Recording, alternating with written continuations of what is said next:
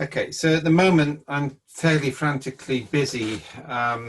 We're writing a handbook on how to manage complexity and chaos in times of crisis. This is the front cover of it. It's a joint effort that I'm writing for the European Union Policy Lab, which is a bit ironic given my own country chose to leave the European last year.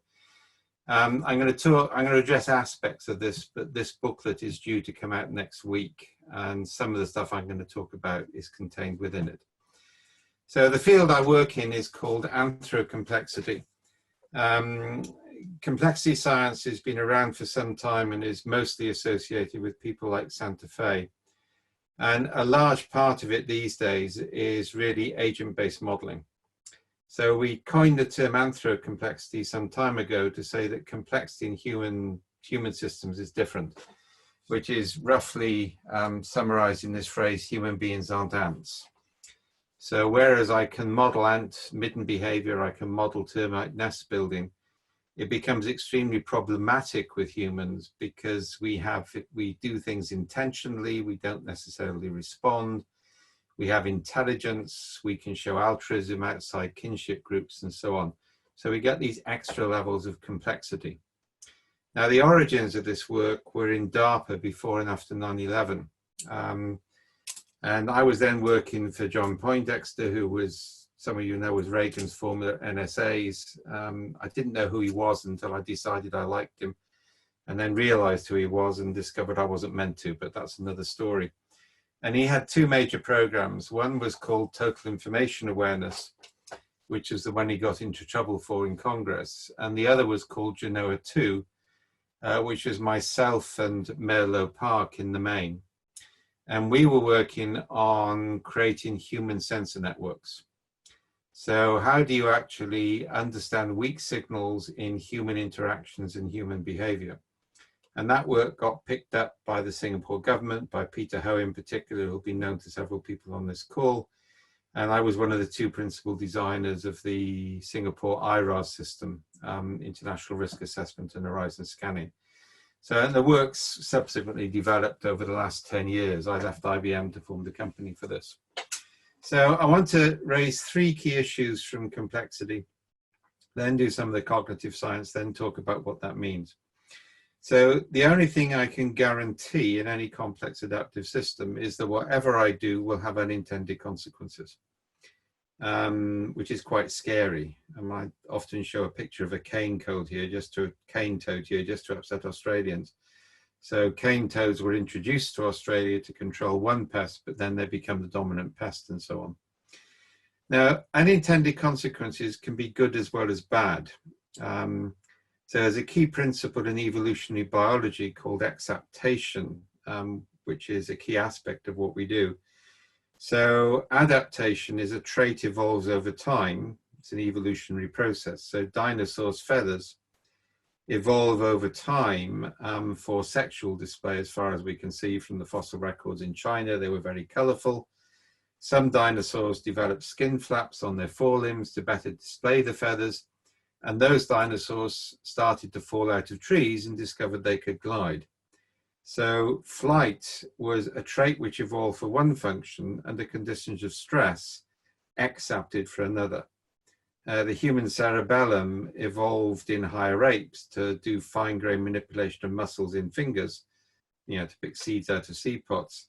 It exapts in humans to manage grammar, the fine control of language in humans. And that's something which was too big an evolutionary leap for a linear process. It required a non-linear process. And we know this is key on inventions. So the famous case of a microwave oven, which is invented when a Raytheon engineer realizes the significance of a chocolate bar melting in his pocket when he's maintaining the magneto of a radar machine. Most of the pharmaceutical industry is dependent on this type of process. So actually the EU handbook talks about 4 stages of a crisis: assess, adapt, exapt, transcend. So you have to assess where you are, you have to rapidly adapt, and then you start the exaptive process.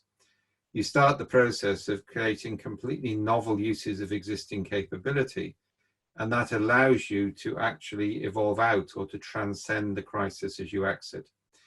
And there's a principle there I'll mention and may come back to, You do three things very urgently in a crisis, apart from the crisis management.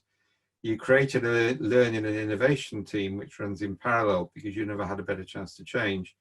But you also create a team to actually monitor for and model unintended consequences before you take actions. And the methods for those go way beyond red teaming. Yeah.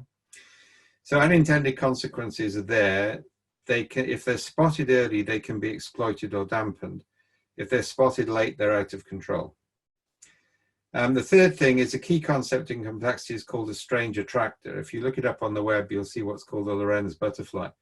So it's a pattern of behavior where individual actions never repeat, but even though they don't repeat, overall, there's actually a sort of a pattern within it.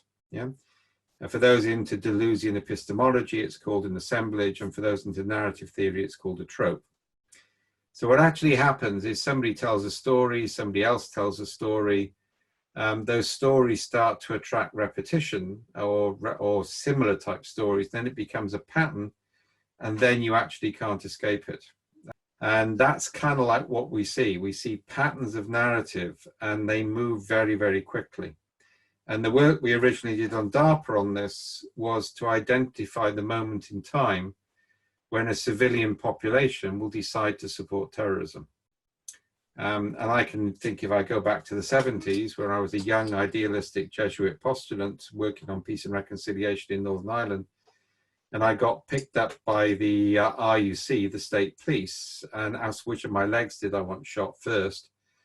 And then they heard my accent and realized I was a mainland Catholic, not an Irish Catholic, so they threw me out of the Land Rover. And to be honest, if the provisional commander had come around that night, I might well have joined the IRA. And what we're able to do, and this came out of the work, is identify when the assemblage patterns, the tropes, the attractors, have reached a tipping point where they could become established truth rather than just a potential. And of course, that thing happens very, very quickly. And once it's established, it's there for a long period of time. So in a crisis like this, actually monitoring for that is key. And the final point about a complex adaptive system is what is called entanglement, hence the picture.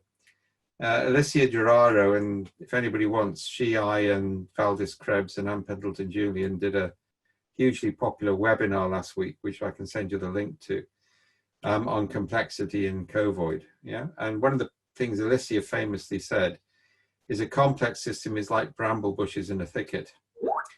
And the way you actually design systems is some types of entanglement grow up naturally, at which point you can't break them without breaking the system. Other forms of entanglement can be designed.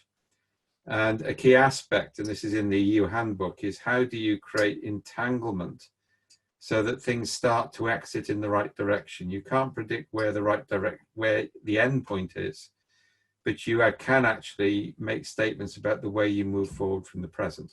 So I say there's a body of theory here before I come onto foresight.